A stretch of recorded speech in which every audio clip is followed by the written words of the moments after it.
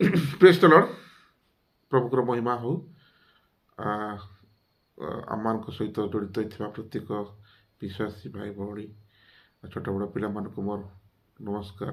Praise the Lord आशा करे प्रभु आपण मान बहुल भाव में आशीर्वाद करुँच सुस्थ सहित सुस्थ सबल सहित आपण परिवार को रखी अच्छे प्रभुकर महानाम को धन्यवाद हो। आ समय आसतु आम गोटे वाक्य को जीवा अल्प समय गोटे वाक्य प्रभु को पढ़ी मैंने मध्य कि जाना आई समय मैंने वाक्य देखा जहाँ द्वितीय करंथी 1:5 आउपरी भाव लिखा जाए कारण ख्रीष्टଙ୍କ ସକାଶେ ଆମ୍ଭମାନଙ୍କ ଦୁଃଖ ଭୋଗ ଯେପରି ପ୍ରଚୁର କାରଣ ଖ୍ରୀଷ୍ଟଙ୍କ ସକାଶେ ଆମ୍ଭମାନଙ୍କର ଜୀବନରେ ଯେପରି ଦୁଃଖ ପ୍ରଚୁର ସେହିପରି ଖ୍ରୀଷ୍ଟଙ୍କ ଦ୍ୱାରା ଆମ୍ଭମାନଙ୍କର ସାନ୍ତ୍ୱନା ମଧ୍ୟ ପ୍ରଚୁର ସେହିପରି ଖ୍ରୀଷ୍ଟଙ୍କ ଦ୍ୱାରା ଆମ୍ଭମାନଙ୍କର ସାନ୍ତ୍ୱନା ମଧ୍ୟ ପ୍ରଚୁର। ମୋ ପ୍ରିୟ ଲୋକମାନେ ଅତି ସୁନ୍ଦର ବାକ୍ୟ ପ୍ରଭୁ ସ୍ଥାନରେ ଦିଅନ୍ତି ପ୍ରଭୁଙ୍କ ଲୋକମାନଙ୍କ ପାଇଁ ଯେ ଆମ୍ଭମାନଙ୍କ ଅର୍ଥ ଯେଉଁମାନେ ପ୍ରଭୁଙ୍କ ସହିତ ରହିଅଛନ୍ତି, ଯେଉଁମାନେ ପ୍ରଭୁଙ୍କ ସହିତ ଜୀବନ କାଟୁଅଛନ୍ତି, ଯେଉଁମାନେ ଯୀଶୁ ଜୀବନ କାଟି ଯୀଶୁଙ୍କ ସହିତ ରହିଅଛନ୍ତି ସେମାନଙ୍କ ଜୀବନରେ କ'ଣ ନା ପ୍ରଚୁର ଦୁଃଖ ପ୍ରଚୁର। କାରଣ ଦୁଃଖ ଗୋଟେ ଖ୍ରୀଷ୍ଟିଆନ ଜୀବନରେ ପ୍ରତ୍ୟେକ ସମୟରେ ଆସିଥାଏ। କାହିଁକି ନା ଆମମାନଙ୍କ ଜୀବନରେ ପରୀକ୍ଷା ଖ୍ରୀଷ୍ଟଙ୍କ ପ୍ରତି କେତେ ଯେ ଆମେମାନେ ଆକୃଷ୍ଟ କେତେ ଆମେ ଖ୍ରୀଷ୍ଟଙ୍କ ସହିତ ଜଡ଼ିତ ସେଥିପାଇଁ ଆମମାନଙ୍କ ଜୀବନରେ ଅନେକ ପରୀକ୍ଷା ହେଇଥାଏ। ସୁଖ ଶାନ୍ତି ଯଦି କେହି କହନ୍ତି ଯେ ଖ୍ରୀଷ୍ଟିଆନ ଜୀବନରେ ସୁଖ ଶାନ୍ତି ଆଉ ପ୍ରଚୁରତା ଅଛି ତାହେଲେ ତାହା ଭୁଲ। କାରଣ ଖ୍ରୀଷ୍ଟ ଏଠାରେ ଆମମାନଙ୍କୁ ଈଶ୍ୱରଙ୍କର ବାକ୍ୟ ଖ୍ରୀଷ୍ଟଙ୍କ ଠାରେ ପ୍ରଚୁର ଦୁଃଖ ଆମମାନଙ୍କ ଜୀବନରେ ଆସିଥାଏ ଆଉ ପ୍ରଚୁର ଦୁଃଖ ଆସିବା ସହିତ ପ୍ରଚୁର ସାନ୍ତ୍ୱନା ମଧ୍ୟ ଆସିଥାଏ ଯାହା ଆମମାନଙ୍କର ଧୈର୍ଯ୍ୟକୁ ପ୍ରଭୁଙ୍କ ସହିତ ରହିବା ପାଇଁ କ'ଣ କରିଥାଏ ନା ଉତ୍ସାହ ଦେଇଥାଏ, ଷ୍ଟ୍ରଙ୍ଗ କରିଥାଏ ଆମର ଧୈର୍ଯ୍ୟ। ସେଥିପାଇଁ ତ ଲେଖାଯାଏ ମାଥ୍ୟୁ 5:4 ଲେଖାଯାଏ ପରି ଶୋକାନ୍ତକ ଲୋକ ଧନ୍ୟ କାରଣ ସେମାନେ ସାନ୍ତ୍ୱନା ପ୍ରାପ୍ତ ହେବେ। ପ୍ରକୃତରେ ଶୋକାନ୍ତକ ଜୀବନ କାଟୁଥିବା ଖ୍ରୀଷ୍ଟିଆନିଟି ବା ବିଶ୍ୱାସୀ ମାନଙ୍କର ଜୀବନ ଧନ୍ୟ କାହିଁକି ସେମାନେ ସୁଖ ଦୁଃଖରେ ପ୍ରଭୁଙ୍କ ସହିତ ଆସୁଅଛନ୍ତି। ସେଥିପାଇଁ ତ ଲେଖାଯାଏ ଯଦି ଆମେ ଗୋଟେ ପଦ ଦେଖିବା ସେ ରୋମିଓ ଆଉ 8:35 ଲେଖାଯାଏ ବହୁତ ସୁନ୍ଦର ବାକ୍ୟ ଯାହା ଖ୍ରୀଷ୍ଟଙ୍କ ପ୍ରେମରୁ କିଏ ଆମମାନଙ୍କୁ ବିଚ୍ଛିନ୍ନ କରିବ, କିଏ ଆମକୁ ଖ୍ରୀଷ୍ଟଙ୍କ ପ୍ରେମରୁ ବିଚ୍ଛିନ୍ନ କରିବ।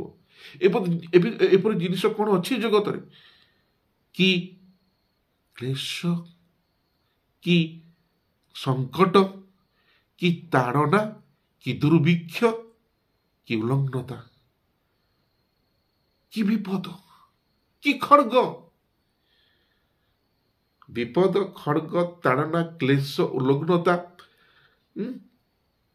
ଦୁର୍ଭିକ୍ଷ ଯେତେ ଦୁଃଖ ଅଛି ଜଗତରେ ସବୁ ଦୁଃଖ ଯଦି ଆସେ ମଧ୍ୟ ଆମମାନଙ୍କୁ ଈଶ୍ୱର ପ୍ରଭୁ ଖ୍ରୀଷ୍ଟଙ୍କ ପ୍ରେମରୁ ବିଚ୍ଛିନ୍ନ କରିପାରିବ ନାହିଁ। କାହିଁକି ଆମେ ଦୁଃଖ ଶିଖିଛୁ, ଦୁଃଖ ସହି ଆସିଅଛୁ ଆଉ ସେ ଦୁଃଖରେ ମଧ୍ୟ ପ୍ରଭୁ ଆମମାନଙ୍କୁ ସାନ୍ତ୍ୱନା ଦେଇ ଆସୁଅଛନ୍ତି।